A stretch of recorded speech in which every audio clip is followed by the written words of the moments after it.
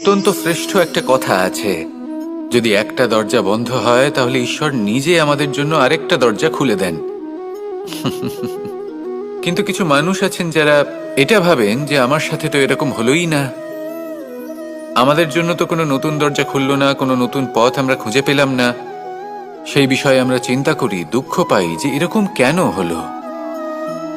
কখনো কখনো নতুন দরজা উন্মুক্ত হয়, কিন্তু পুরনো যে বন্ধ দরজা আছে তার সামনেই আমরা দুঃখী হয়ে বসে থাকি, আর এমন ভাবে বসে থাকি যে নতুন দরজার দিকে আমাদের চোখই যায় না।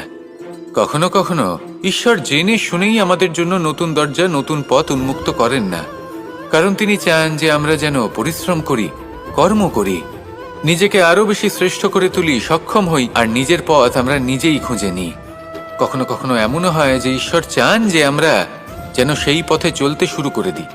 ভবিষ্যতে গিয়ে ঈশ্বর আমাদের সবকিছুই প্রদান করেন।